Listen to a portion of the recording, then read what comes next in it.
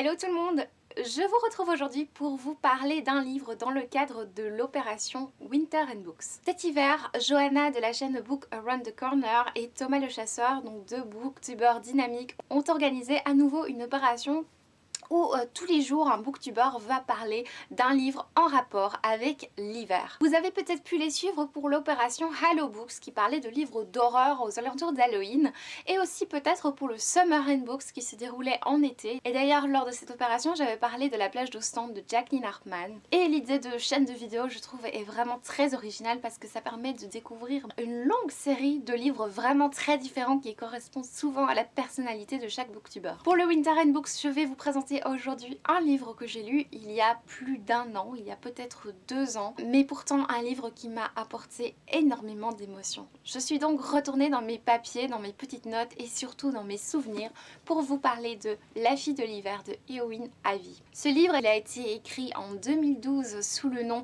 de Snow Child par Eowyn Ivey, qui est une jeune femme qui vit en Alaska depuis de nombreuses années et qui porte en fait le nom de la fameuse elfe du Seigneur des Anneaux. Sa mère était visiblement fan du Seigneur des Anneaux, il lui a donné ce nom. Cette jeune femme est une ancienne journaliste et actuellement elle exerce le métier de libraire. Ce livre est un premier roman inspiré d'un conte russe et inspiré aussi de la vie personnelle de Eowyn Ivey. Vous pouvez suivre cet auteur sur son blog et vous pourrez y voir notamment des photos de lieux qu'on rencontre dans ce livre. Vous verrez à la fin de cette vidéo les photos en fait de cet Alaska qu'elle connaît si bien. Dans ce livre, nous suivons l'histoire de Mabel et Jack qui se sont exilés en Alaska suite à la mort de leur bébé. C'est un couple en détresse, un couple en péril qui souffre tous les jours, chacun à leur manière.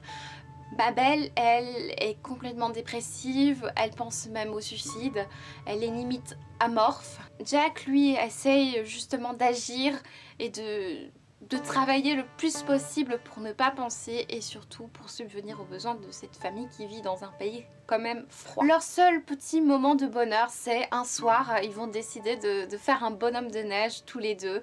Un bonhomme de neige qui est en fait la silhouette d'une petite fille. À ce bonhomme de neige, ils vont mettre une écharpe, des moufles, ils vont lui donner une apparence très humaine. Le lendemain matin, va apparaître une petite fille à leur porte du doux nom de Faina. L'arrivée de cette petite fille a complètement chamboulé la vie de Mabel et Jack, qui ont justement perdu un enfant.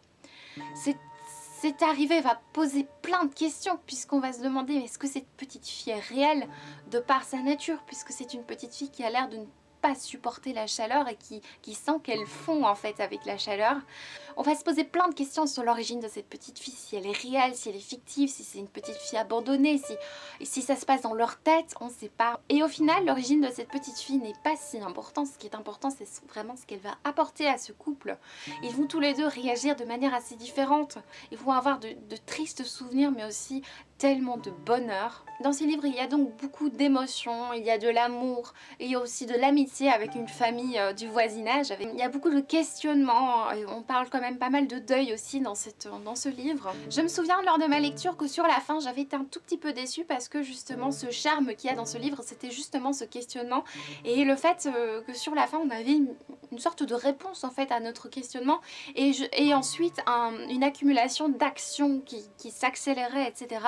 faisait que le charme était un petit peu brisé. J'avais été un tout petit peu déçue par ce côté-là. J'aurais aimé justement qu'on n'ait pas de réponse à nos questions. Ce livre, il ouvre beaucoup à la discussion. Ce que j'ai trouvé formidable avec cette histoire, c'est qu'après 1 an et demi, je m'en souviens toujours autant, et qu'après 1 an et demi, j'ai pu en parler avec ma maman qui a pu le lire et qui a eu une autre interprétation en fait du livre que la mienne.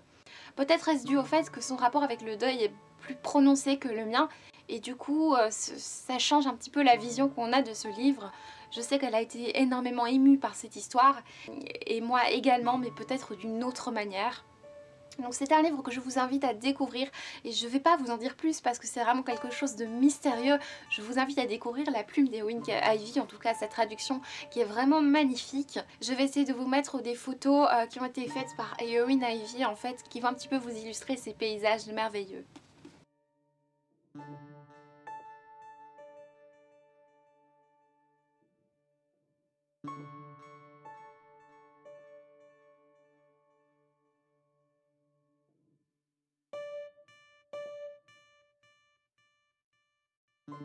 Abel avait su d'avance ce qui l'attendrait. C'était le but recherché après tout. Aucune voix d'enfant, ni cri de joie, ni pleurs. Aucun bruit de jeu en provenance de la rue, aucun frottement de petits pieds sur le bois de marche poli par les ans, aucun cliquetis de jouets traînant sur le carrelage de la cuisine. Tous ces échos retentissant de son échec et de ses regrets, elle les avait volontairement laissés loin derrière elle, pour mieux embrasser le silence.